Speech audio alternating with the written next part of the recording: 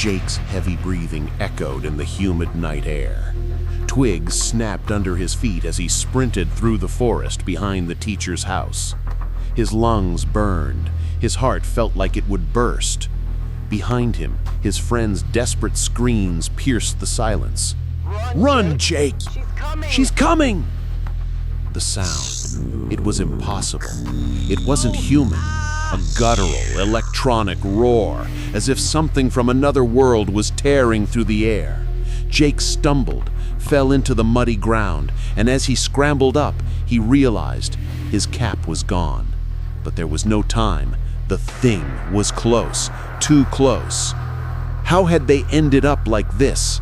How could a simple teenage crush turn into this?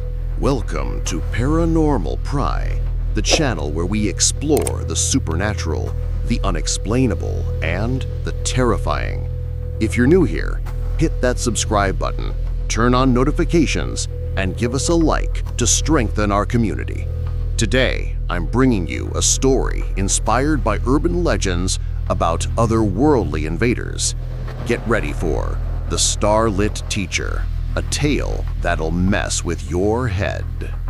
3 days earlier, Willow Creek, a small town in Washington State, was the kind of place where everyone knew each other's name. Tree-lined streets, neighborhood barbecues, and a quiet pace untouched by the world's chaos. But that Friday afternoon at Willow Creek High School, the sophomores' attention wasn't on tests or sports. It was on one person, the new biology teacher, Elena Vargas. Jake Thompson, 17, with messy brown hair and his trusty worn-out Seattle Seahawks cap, leaned against a locker in the hallway, joking with his best friends. Mike Ramirez, the class clown with a quip for every occasion, and Tyler Brooks, the basketball team star. Jake was the quiet one, carrying the weight of a broken home, a deadbeat dad and a mom working double shifts to keep them afloat. That cap, a gift from a long-gone uncle, was his lucky charm. Jake adjusted his cap and glanced down the hallway. Elena Vargas walked with confident steps, her floral dress swaying, her dark hair gleaming under the dim school lights. Her green eyes held an almost magnetic intensity. "Man, she's different," Jake mumbled, barely aware he'd spoken aloud. There was something about her beyond her beauty, a cryptic calm, as if she knew more than she let on. Mike laughed and nudged him. "Different? Dude, she's drop-dead gorgeous. Bet she lives alone in that creepy old house on Elm Street. What if we sneak a peek, just to see what she's like outside school?" Tyler, always the cautious one, hesitated, but his eyes sparkled with the idea. "You guys are nuts. But what if? It'd be epic. Jake, you in?" Jake's heart raced. He wanted to impress his friends, but there was also something about Elena that drew him in, like the way she looked at him in class, as if she saw right through him. "Fine, but just from a distance. No dumb moves. 8 o'clock, my place. We'll ride our bikes." at 8 sharp, their bikes sliced through Willow Creek's dark streets. Elm Street was one of the town's oldest, lined with decaying Victorian houses and towering trees casting eerie shadows. Elena Vargas's house stood alone, peeling paint, a wild garden, and foggy windows that seemed to hide secrets. They stashed their bikes behind a bush and crept toward the house, hearts pounding. A flickering light glowed from the bathroom window. Tyler made a step with his hands, and Mike climbed up first, peering through a gap in the curtain. "What do you see?" Tyler whispered, straining under Mike's weight. Mike froze, eyes wide. This isn't real." Impatient, Jake pushed Mike aside and climbed up. What he saw turned his blood to ice. Inside the bathroom, Elena stood, but she wasn't the teacher they knew. Her skin split open in cracks, revealing a viscous, iridescent glow beneath, as if her human form was a mere shell.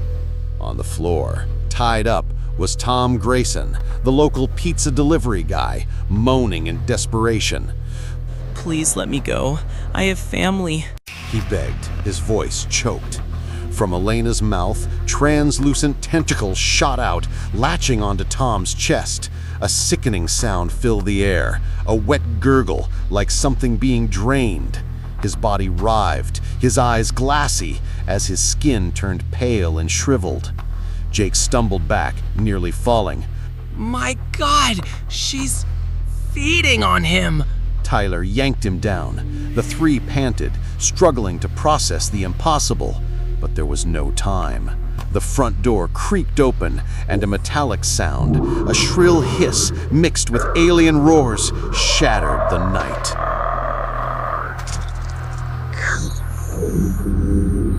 Run! Tyler shouted.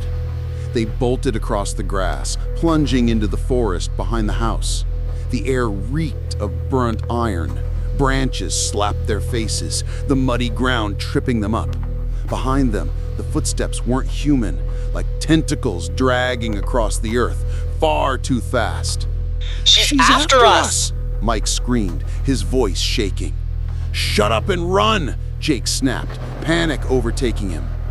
Elongated shadows danced between the trees, and the metallic hiss seemed to come from everywhere. Jake's cap caught on a branch and fell. He stopped for a split second, instinct screaming to grab it, but Tyler pulled him forward. Leave it! You'll get it later! Just run! They reached their bikes and pedaled with all their strength, the cold wind stinging their faces. They didn't stop until they hit a lit street, gasping, hearts pounding. Silence enveloped them, but in the distance, that electronic hiss lingered like a warning. On Saturday, the three gathered in Jake's cluttered basement, filled with band posters and an old TV. None of them had slept.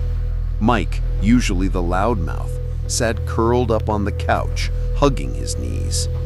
"We can't tell anyone. They'll think we're crazy," Jake said, pacing.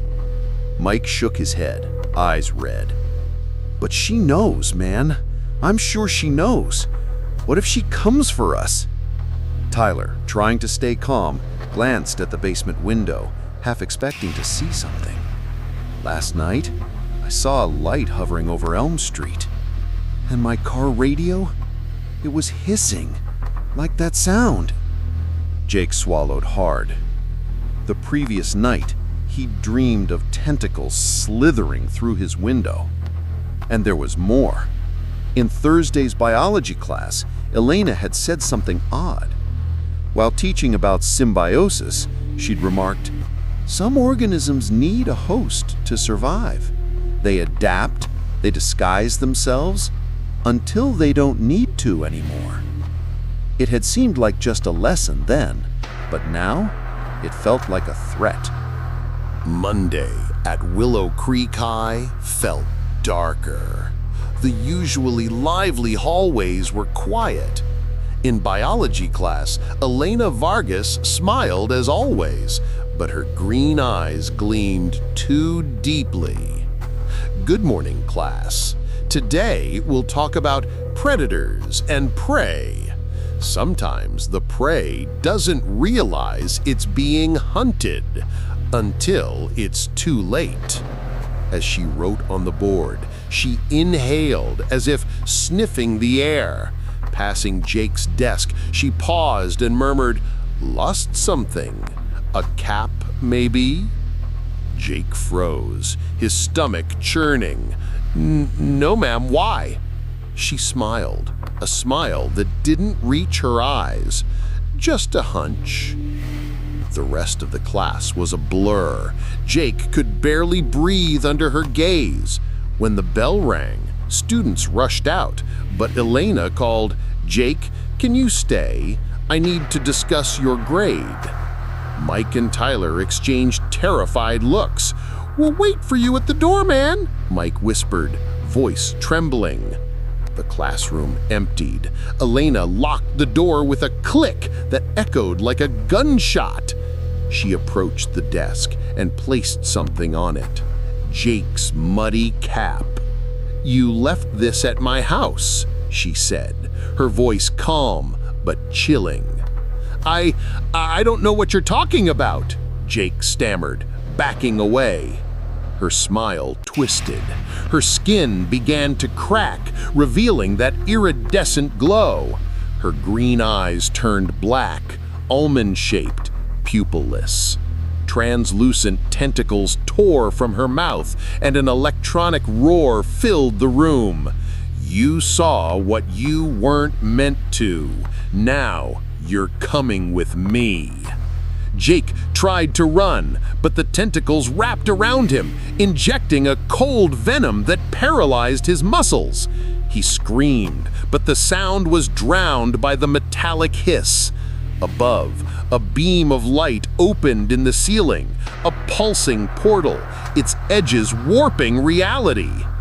Outside, Mike and Tyler heard the scream.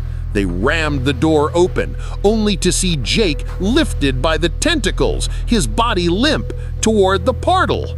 The creature turned, half Elena, half inhuman, and hissed, "I'll come for you, soon!" Jake clawed at the air, but the light swallowed him. In a flash, he and the creature were gone. The room fell silent, except for the cap, which dropped to the floor. Mike and Tyler fled the school that afternoon in utter shock. They knew they weren't safe.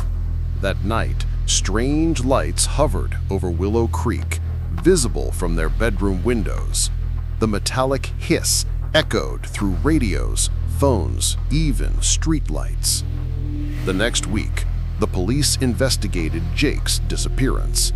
The official story was that he'd run away from home.